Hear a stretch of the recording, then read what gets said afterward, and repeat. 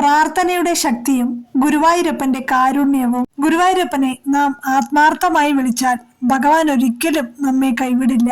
എപ്പോഴും നമ്മുടെ നിഴൽ പോലെ കൂടെയുണ്ടാകും.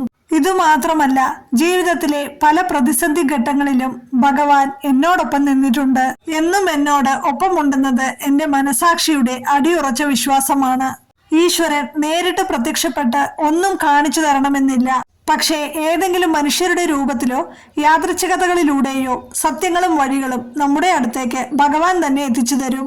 ഭഗവാന്റെ അത്തരം അത്ഭുതങ്ങളും കരുതലും നിറഞ്ഞ അനുഭവങ്ങൾ എന്നെ സംബന്ധിച്ച് കുറച്ചധികമുണ്ട്. അതിലൊന്ന് നിങ്ങൾ എല്ലാവരുമായി ഞാൻ പങ്കുവയ്ക്കുന്നു. എറണാകുളത്ത് താമസിക്കുന്ന മായ എന്ന് പറയുന്ന ഒരു ചേച്ചിക്കുണ്ടായ ഒരു അനുഭവം ഞാൻ ഇവിടെ പങ്കുവയ്ക്കുന്നു. മായ ചേച്ചി പറഞ്ഞ കാര്യങ്ങൾ എല്ലാവരും ഒന്ന് കേട്ടു നോക്കൂ. എറണാകുളം പച്ചാളത്തെ ലൂർദ് ഹോസ്പിറ്റലിന് സമീപത്ത് ഞങ്ങൾ താമസിച്ചിരുന്നപ്പോഴാണ് എന്റെ ഭർത്താവ് രാജീവിന് സ്ട്രോക്ക് വന്നത്. രാവിലെ പാല് വാങ്ങാൻ പോയ രാജീവേട്ടന് തലചുറ്റൽ അനുഭവപ്പെട്ടു. പെട്ടെന്ന് തന്നെ ഞങ്ങൾ അദ്ദേഹത്തെ കാഷ്വാലിറ്റിയിൽ എത്തിച്ചു. കൃത്യസമയത്ത് തന്നെ എത്തിച്ചു. ഉടൻ തന്നെ MRI സ്കാൻ തുടങ്ങിയവ നടത്തുകയും ഏതാണ്ട് 40,000 രൂപ ചെലവ് വരുന്ന ഒരു ഇഞ്ചക്ഷൻ എടുക്കുവാൻ തീരുമാനിക്കുകയും ചെയ്തു.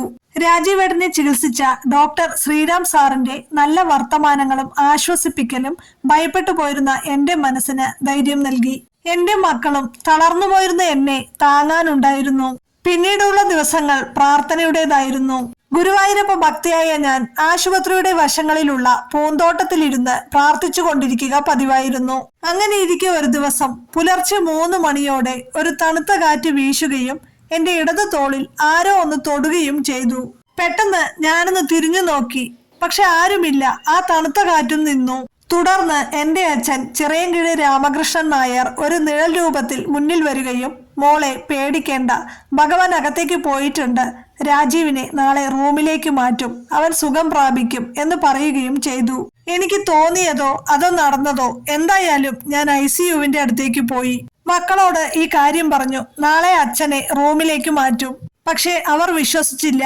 അമ്മ ഉറങ്ങാത്തത് കൊണ്ട് ഓരോന്ന് തോന്നുന്നതാണെന്ന് അവർ പറഞ്ഞു.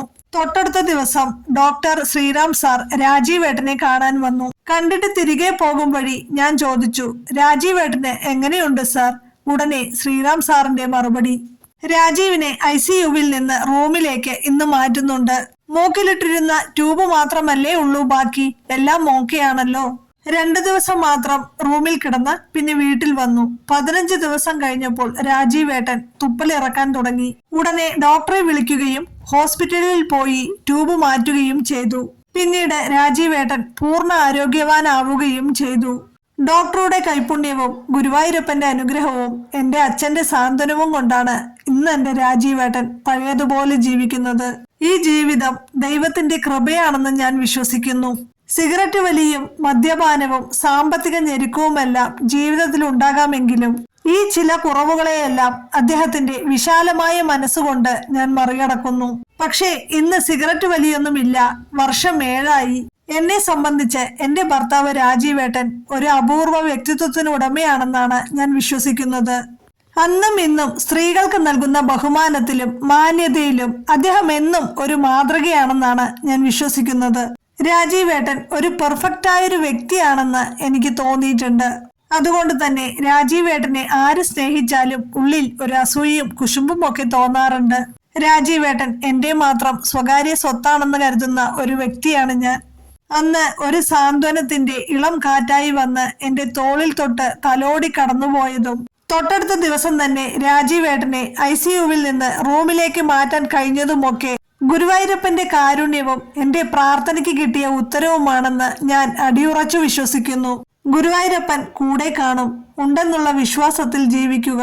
ഭഗവാന് നേരിട്ട് വരാൻ സാധിക്കില്ല, രക്ഷപ്പെടുത്താനേ പറ്റൂ ആരെങ്കിലും വഴി. ആത്മാർത്ഥതയോടെ മുറുക്കെ ഭഗവാനെ പിടിച്ചോളൂ. നല്ലതേ വരൂ.